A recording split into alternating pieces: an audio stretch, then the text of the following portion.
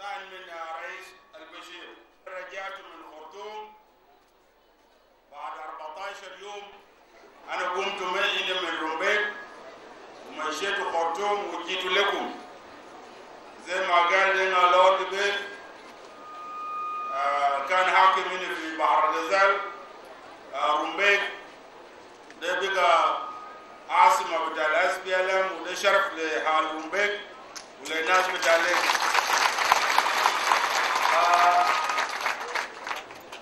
قلنا القسم وبقيت نائب الاول بتاع جمهورية السودان وبرضه رئيس بتاع حكومة جنوب السودان.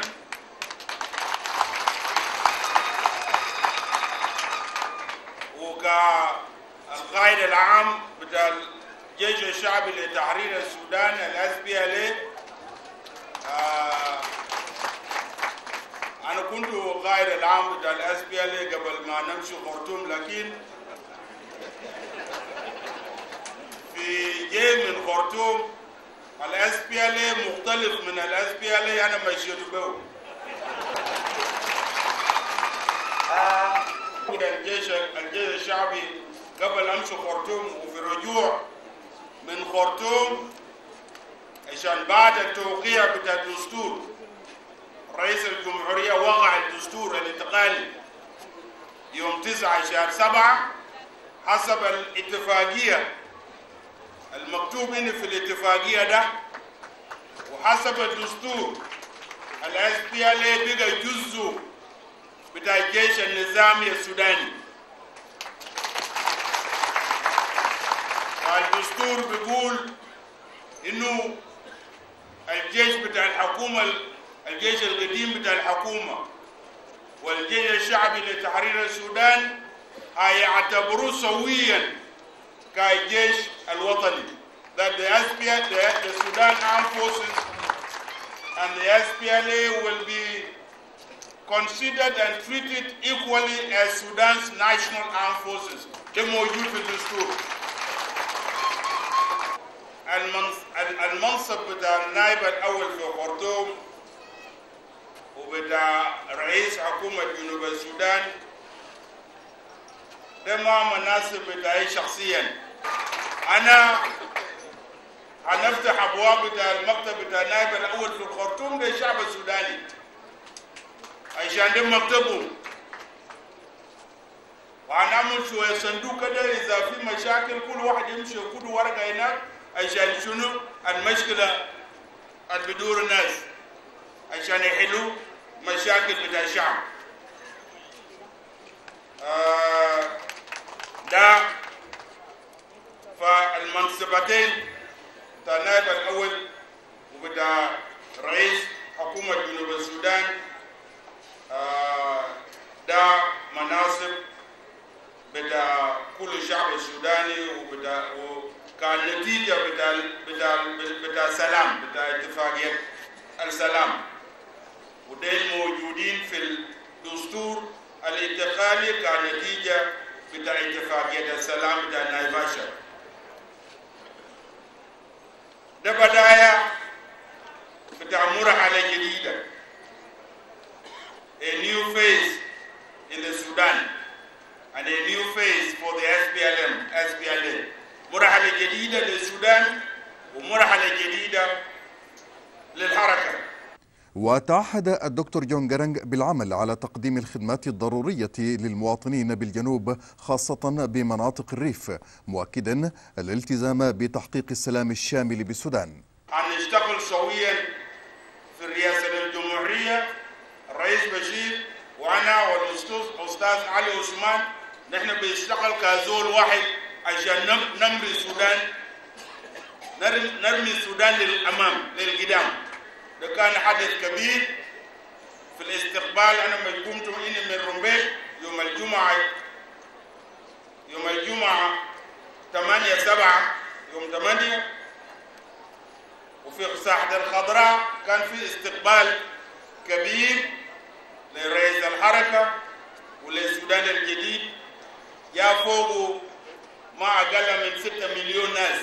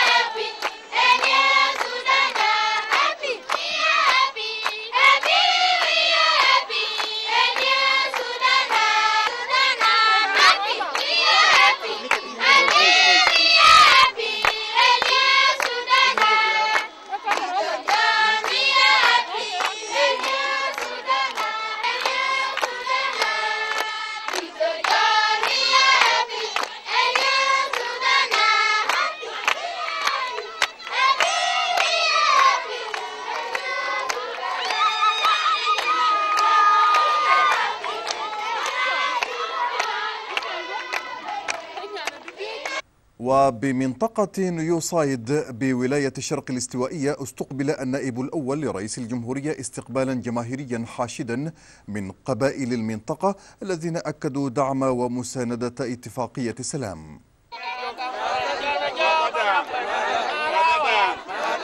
طبعا منطقة أساس هذه منطقة تابوسا كابويتا، منطقة كابويتا، وما ليس رئاسة بتاع الحركة زي ما قيل في أمدرمان ومباري. ده مدرسة بتاع عيال زي ما انتم شفتوا، واحد من المدارس للعيال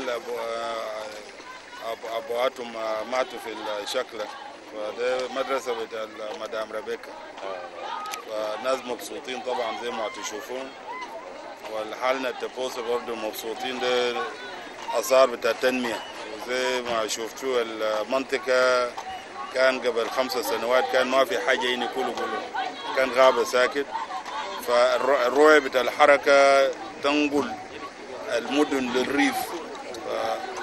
هذه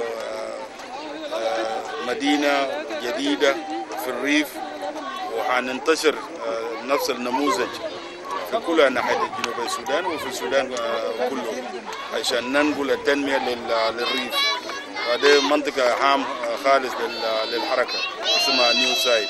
كذلك افتتح الدكتور جون جرنج المدرسة التي أنشأتها السيدة ريبيكا حرم النائب الأول لرئيس الجمهورية، والتي خصصت إلى أبناء ضحايا الحرب بالجنوب. المنطقة دي مهم شديد لي، عشان ده المحل عملناه نحن، وبالأخص عملوا مرة عشان المحل ده اسمه نيوسايد، عشان المحل ده كان جديد ما فوق أي حاجة.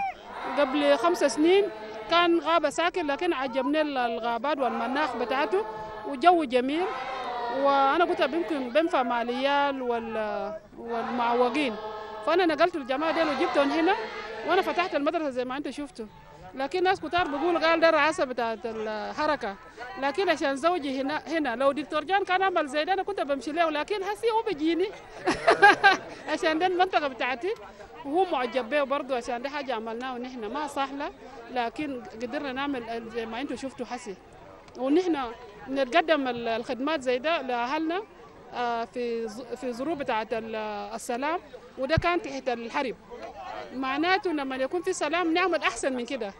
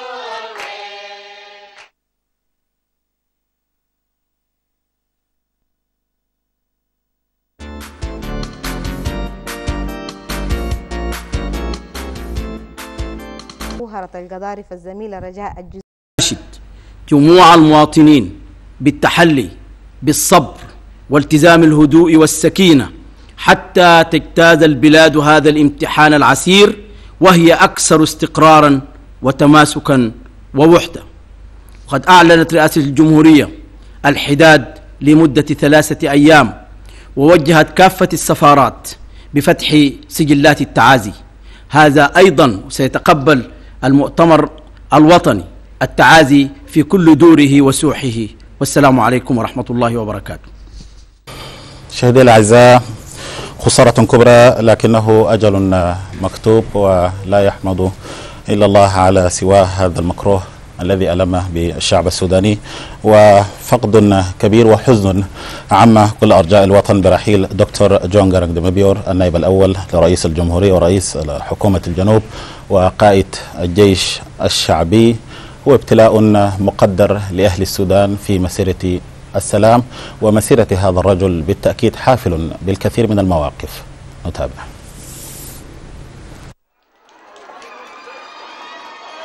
ولد دكتور جون جارانج دي مابيور تيم في الجيش السوداني في العام 72 و900 وألف بعد اتفاق أديس أبابا الذي وقع في عهد الرئيس السابق جعفر محمد نميري.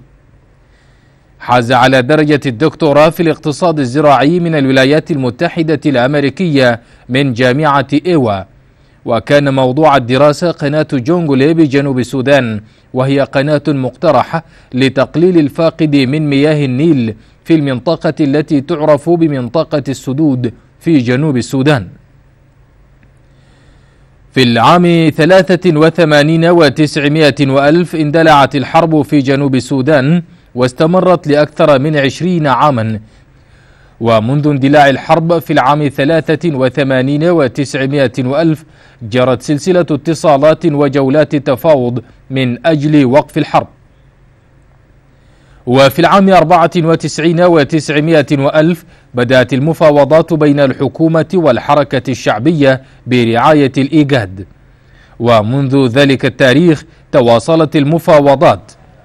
وفي يوليو من العام 2000 أمكن تحقيق تقدم ملحوظ بالتوقيع على بروتوكول ماشوكوس الإطاري الذي تلته سلسلة بروتوكولات انتهت بالتوقيع على اتفاق السلام في العاصمة الكينية نيروبي في 9 من يناير من العام الحالي، وهو الاتفاق الذي وضع نهاية للحرب في البلاد وفتح الطريق أمام الاستقرار في السودان. وبموجب الاتفاق تم تعيين الدكتور جون جارانج نائبا أولا لرئيس الجمهورية في 9 من يوليو، والتوقيع على دستور نص على حق تقرير المصير. أنا بسلم شعب السوداني كله من نملي لحلفة ومن الغرب للشرق وفي الوسط وفي خرطوم ولكاد شمال البعيد. أنا كان مفروض أكلم معكم امبارح، لكن أنا مشيت مأمورية سريع لبلوج في على النيل. كان في جلسة بتاع مجلس الوزراء والرئيس بشير مع كل مجلس الوزراء كان مشى لبلوج، فأنا مشيت بلوج امبارح وحضرت الاجتماع بتاع مجلس الوزراء. كان في منشآت بتاع النفط كان بيفتحوا هناك ومطار دولي بتاع بلوج، فأنا بيجيب لكم تحية سلامات من رئيس بشير. قال لي أمشي مشي رومبيك، مشي سلم ناس بتاع رومبيك، فتحيات تاني من رئيس البشير. أصلا يا جماعة بقى ما في مناطق بتاع الحركة ومناطق بتاع الحكومة، ده بقى منطقة واحدة، ده بقى جنوب السودان. أكين وانغا حكومة كوانغا حركة أكيا بانتوك، فإن لبلا واو إن لبلا واو وإن لبلا جوبا you are free. the free movement. ناس ممكن يمشي أسا، ناس يمشي واو، ناس يمشي جوبا، وناس بتاع جوبا وناس بتاع واو وناس بتاع ملكال ممكن برضو يجي برا ولمناطق اللي كان مناطق بتاع الحركة، عشان أسدا القيادة بقى واحدة والحكومة بقى واحدة. أكي حكومتك ينمو كن فأمك جوبك وأمك واو وأمك ملكال، فأكين حكومة كارو، حكومة بتاع بشير وحكومة بتاع جون جارانج، حكومة يا جماعة بقى واحد.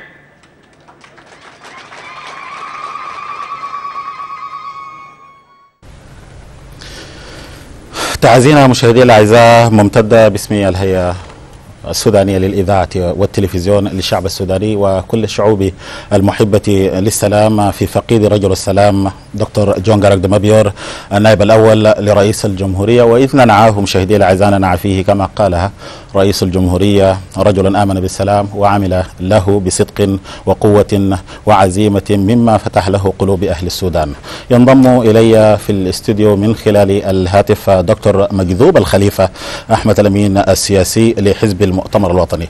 بدءا دكتور مجذوب الخليفة، كيف تقرأ يعني مآلات الوضع الآن وقد تأكد وفاة النائب الأول لرئيس الجمهورية دكتور جون جرانج؟ تفضل. أولا إنا لله وإنا إليه راجعون، ونحن حقيقة نعزي أسرته وإخوانه في الحركة الشعبية وكل الشعب السوداني وعموم أصدقائنا وحب السلام. نعم. هذا الفقد العظيم. نعم. وتتالت علينا مثل هذه الفواجع من الشهيد الزبير النائب الأول، ثم الآن الدكتور جون جرانج النائب الأول أيضا، وكلهم كانوا في مسيرة السلام وكلهم في أرض الجنوب. ولعل هذه الأرواح المتصلة من أجل السودان من أجل السلام هذه دلالة رباط سجلت نفسها في التاريخ. فنحن حقيقة حزينون لفقده، والمؤتمر الوطني حقيقة وهو غاية هذه المسيرة مع الحركة الشعبية يعني الآن فقد حليفا للسودان كله وللسلام قوي جدا. ونحن في التزاماتنا مع اتفاقية السلام ومع إخواننا في الحركة الشعبية، وأصبح السلام كما رحل الشهيد الزبير ثم تركه ورحل الشهيد جون جرانج وتركه مملوكا لكل أهل السودان. ونقول إن المسيرة ستستمر بوعي إخواننا في الحركة الشعبية، بالتزام الحكومة كلها، بالتزام المؤتمر الوطني، بالتزام أصدقائنا جميعا، ستستمر إن شاء الله. والسودان ينجب كل مرة أخرى شهداء يدعمون السلام ورجال يبنون الوطن بإذن الله سبحانه وتعالى. ونحن حزينون لفقده، وستستمر تنفيذ الاتفاقية كما هي وبأفضل إن شاء الله، لأن كل هذا السؤال الآن يرتبطون معا برباط قوي. نعم دكتور مجذوب الخليفة، يعني بفقد البلاد دعنا نتحدث عن محاسن هذا الرجل النائب الأول لرئيس الجمهورية فقيد البلاد دكتور جون جرانج بشيء من التوضيح والإمعان، خاصة وأنه يمثل ركن أساسي في شراكة المؤتمر الوطني الآن. نحن التقيناه في نيفاشا وفي نيروبي وفي حوارات عديدة، وعدد من إخواننا عاشوا معه أكثر منا، ولكن كان قائدا عسكريا، ولكنه كان قائدا سياسيا وقائدا تنمويا وقائدا اجتماعيا. ما تحدث قط حول السؤال إلا بوحدته، وكان جريئا في ذلك وعميقا فيها في كل الظروف تماما. بعد توقيع مشاكس وبعض الترتيبات الأخيرة كان انحيازه للدور الوطني والحوار الوطني وعزة السودان بأبنائه وتلاحمهم واضحة جدا، مما أسعى بمسيرة السلام. فكانت من ميزاته أنه وثق في كل إخوانه، وترك حقيقة يعني الذين يشاركوننا ويدعمون السلام من القوى الخارجية في محطة أخرى، وهذا كان التفرد فيه. أيضا رؤيته الاقتصادية كانت في أحدث الظروف يناقش حولها في التنمية الشاملة للسودان، وخاصة في الزراعة، وأنا وزير للزراعة وهو متخصص في الزراعة بصورة أساسية وله آمال كبيرة، وتبادلنا الأفكار حول ذلك في قبل حضوره يعني، وفي لقاءات كثيرة في هذا الجانب. أيضا كان مرحا وكان إنسانا، وفي هذا المعنى الكبير الذي يعيشه أهل السودان وكان ولد بلد يعني إن شاء الله. فهذه بعض من الميزات. وكانت قدرة أيضا في الحوار والصبر كبيرة جدا. فهذا كله يعني من ميزاته الكريمة. وإن شاء الله تكونوا تعيشوا معنا الصفات. ويرحل البدن والجسد. نعم، له الرحمة. دكتور مجذوب الخليفة الأمين السياسي لحزب المؤتمر الوطني، هل لكم أي اتصالات الآن بقيادة الحركة الشعبية في نيو سايت، في رومبيك، في كينيا، في يوغندا، ويعني هل استجد أمر في شأن يعني تحديد مراسم الدفن وما إلى ذلك؟ نعم، أولا الاتصالات مستمرة مع الأخ الفكير نائب رئيس الحركة في نيروبي وعقد مؤتمرا صحفيا، ومع إخواننا في نيو سايت القيادة العسكرية والسياسية الموجودة هناك، وعلى مستوى الولايات العشر المشرفين الذين عينهم، وكذلك معنا هنا في الخرطوم. معنا الآن في جلسة طارئة لمجلس الوزراء لم تبدأ بعد، معنا الأخ نيال جنج والأخ ميوم وعدد من إخواننا في الحركة. فالاتصالات مستمرة في هذا الجانب. أخ رئيس الجمهورية أعلن النهي وفي عزاء رسمي الساعة 3 في القصر الجمهوري، وبقية الترتيبات حول الطائرة والجثمان يتم ترتيبها مع الأحوال والقوات والترتيبات الموجودة هناك في الميدان. نعم دكتور مجذوب الخليفة أحمد الأمين السياسي لحزب المؤتمر الوطني، نشكر لك هذه السانحة الطيبة وهذه الكلمات الطيبات في حق فقيد الوطن دكتور جون جارانج ديمابيور النائب الأول لرئيس الجمهورية، ونأمل أن نتمكن كذلك من الاتصال بقيادات الحركة الشعبية ضمن هذه الفترة المفتوحة، وسنعود للحديث. تابعونا.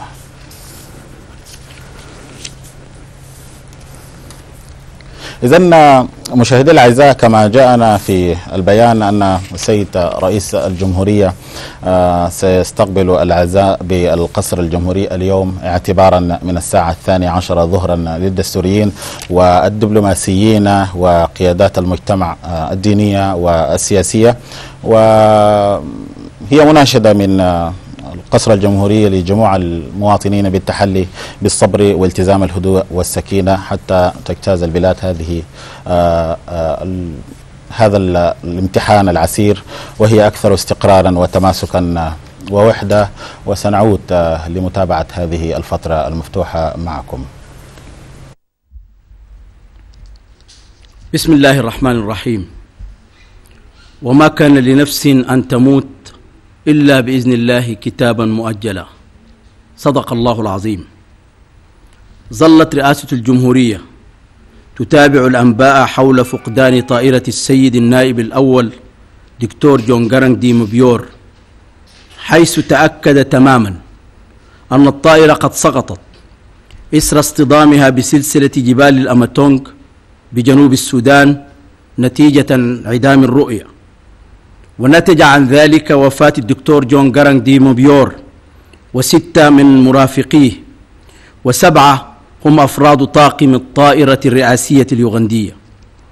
ورئيس الجمهورية إذ يعلن هذا الخبر المؤسف الأليم للشعب السوداني بأسره وللعالم المحب للسلام، ينعى رجلا آمن بالسلام وعمل له بصدق وقوة عزيمة، مما فتح له قلوب أهل السودان جميعا. إن خسارتنا في فقيد البلاد الراحل دكتور جون جارانج ديمابيور فادحة وجليلة، ولكن عزاءنا أن قضية السلام قد أصبحت ملكا لكل أهل السودان ومحبي السلام في العالم. ونؤكد في ذات الوقت أن مسيرة السلام ستظل ماضية نحو غاياتها، ولن يزيدنا رحيله إلا قوة وإصرارا على إكمال المسيرة التي بدأها وزملاؤه في الحركة الشعبية. ويتقدم السيد رئيس الجمهورية بخالص تعازيه الحارة لزوجه وأبنائه ولزملائه في الحركة الشعبية ولكافة أبناء الشعب السوداني. ولقد ظلت الاتصالات مستمرة بقيادة الحركة الشعبية التي تجتمع الآن في منطقة نيو سايت بجنوب السودان لتحديد مراسم الدفن هذا. وسيتقبل السيد رئيس الجمهورية العزاء بالقصر الجمهوري اليوم اعتبارا من الساعة 12 ظهرا للدستوريين والدبلوماسيين وقيادات المجتمع الدينية والسياسية. ونناشد جموع المواطنين بالتحلي بالصبر والتزام الهدوء والسكينة حتى تجتاز البلاد هذا الامتحان العسير، وهي أكثر استقرارا وتماسكا ووحدة. قد أعلنت رئاسة الجمهورية الحداد لمدة 3 أيام، ووجهت كافة السفارات بفتح سجلات التعازي. هذا أيضا سيتقبل المؤتمر الوطني التعازي في كل دوره وسوحه. والسلام عليكم ورحمة الله وبركاته. أهلا بكم من جديد. وهي بالتأكيد خسارة غير متوقعة، لكنها إرادة المولى عز وجل بفقد النائب الأول لرئيس الجمهورية رئيس حكومة الجنوب قائد الجيش الشعبي دكتور جون جارانج ديمابيور بالأمس إثر تحطم الطائرة الرئاسية اليوغندية التي كانت تقله من يوغندا كامبالا إلى نيو صايد. وكذلك مشاهدي الأعزاء، ونحن نواصل اتصالاتنا مع كافة القوى الداخلية والخارجية. ينضم إلينا الآن السيد سراج الدين حامد سفير السودان في كامبالا السابق. بدءا سعادة السفير، يعني نعزي أنفسنا والشعب السوداني في فقد دكتور جون جرانج مبيور، وأهلا بك. أهلا وسهلا، وأبدأ بتقديم التعزية لكل الشعب السوداني في وفاة الدكتور جون جرانج مبيور، هذا الرجل الذي يعني بذل الكثير في صنع السلام، وأكد برنامجه الوحدوي بوضوح لا يحتمل الشك. نعم دكتور، يعني سيد سراج الدين حامد، دكتور جون جرانج يعني كما قيل عنه يعني تابع باهتمام وبعزيمة وإصرار لسنوات طويلة حتى تحقق هذا السلام بإرادة شعبية يعني أسست على التعاون والشراكة، والكثير من المؤشرات الإيجابية جاءت أيضا في اتفاقية السلام الأخيرة. من واقع تجربتك وكمتابع لملف السلام، يعني كيف تنظر لمسيرة السلام السوداني بعد فقد دكتور جون جرانج؟ والله أولا سيسجل التاريخ يعني في السودان أن جون جرانج هو أحد عظماء السودان، وقد استطاع يعني عبر القتال وعبر الحوار والتفاوض الجاد أن يصل بالسودان إلى هذه المرحلة التي انتهت بإجازة الدستور الانتقالي. وأعتقد أن الاتجاه الذي بذله جون جرانج يعني رسخ للمفاهيم السلام في الدستور الانتقالي، وأعتقد أن الحركة الشعبية والمؤتمر الوطني سيستمران في وفاء لذكرى هذا الرجل العظيم في دعم برامج السلام وتنفيذها كاملا ان شاء الله. نعم، سيد سراج الدين حامد، يعني سفير السودان السابق بكامبالا، يعني ما هي الدلالات التي يعني تؤكد بها يعني جدية يعني الفقيد دكتور جون جرانج للمضي قدما في مسيرة السلام وتأكيد قيم الوحدة الوطنية ومستقبل السودان الحافل بعطاء أبنائه البررة؟ اولا مصدر ثقتي في اتجاه الوحدوي مصدرها الرئيس اليوغندي يوري كاغوتا موسيفيني، وكما تعلمون فهو صديق شخصي للدكتور جون جرانج مبيور، جمعتهم سنين الدراسه مع بعض. ظل الرئيس اليوغندي يوري كاغوتا موسيفيني على مدى السنوات الاربع التي قضيتها في يوغندا يؤكد للمبعوثين الرئاسيين الذين كانوا ياتون إلى يوغندا لإدارة حوار على مستوى عالي مع السلطة في يوغندا، ظل يؤكد معرفته التامة بالاتجاهات الوحدوية الراسخة للدكتور جون جرانج مبيور، وكان هذا وحده كافي، لأن جون جرانج طبعا خلال السنوات العشرين الماضية لم يعيش في السودان، وبالتالي فالرئيس موسيفيني هو مصدر هذه المعلومة الهامة، وقد تأكد ذلك طبعا بعد إبرام اتفاق السلام، وقد تأكد ذلك أيضا في مخاطبته المباشرة للشعب السوداني بعد أن تبوأ مركز النائب الأول لرئيس الجمهورية. نعم، أبقى معي يعني سيد سراج الدين حامد سفير السودان من خلال متابعتي لصحف الخرطوم الصادرة صباح اليوم. لم يكن هناك يعني الكثير لنقوله من خلال صحافة الخرطوم، لكنها كانت تتابع يعني فقدان طائرة جرانج في طريق عودتها من كامبالا. يعني بالنظر لطبيعة المنطقة الجغرافية، يعني كيف واجه يعني النائب الأول الراحل دكتور جون جرانج يعني مصيره هذا في إحراش هذه المنطقة تحديدا جغرافيا، وكيف يعني لنا أن نقيم إن كان يعني ظروف المناخ الطبيعية يعني أدت إلى ذلك؟ يعني والله ظللت أنا أيضا طوال الليل أتابع مع صلاتي في يوغندا على مستوى القصر الرئاسي وآخرين أخبار فقدان الطائرة، الذي لمسته من أحاديثهم أن الأحوال الجوية كانت غير مواتية، كانت سيئة جدا. وتعلمون أيضا أن الطائرة نفسها ما ليست طائرة نفاثة، هي طائرة هليكوبتر، طائرة هليكوبتر رئاسية مجهزة للرئيس يوري طائرته الخاصة، وبالتالي أعتقد أنها واجهت ظروف جوية سيئة واصطدمت بجبال الإيماتونغ، وهي منطقة يعني منطقة دحراش يعيش فيها ويختبر فيها جيش الرب اليوغندي، وتمثل أحد التحديات كانت ولا تزال أمام الفترة المقبلة. يعني أنت تقول أن الطائرة هي رئاسية، لم تكن مجهزة بوسائل السلامة المتاحة والممكنة لمثل هذه الظروف؟ لا، هي مجهزة. يبدو أن الظروف الجوية يعني كانت قاسية لدرجة يعني أدت إلى أن ترتطم هذه الطائرة لأسباب انعدام الرؤية ربما بجبال أو تنقل جبال شاهقة. والهليكوبتر يعني لا أتصور أنها تستطيع أن تعلو بسرعة إذا واجهتها يعني أي عوائق أمامية. نعم سيد سراج، يعني ختاما بعد غياب دكتور جون جرانج من مسيرة السلام، كيف تقرأ مستقبل السلام السوداني؟ كما ذكرت يعني اتفاقية السلام أسست لمؤسسات، والدستور الانتقالي أيضا أسس لمؤسسات، والمسألة كلها رغم عظمة الرجل ومجهوده الكبير يعني في صنع السلام، إلا أن المسألة ستستمر، الشراكة ستستمر بين المؤتمر الوطني والحركة الشعبية.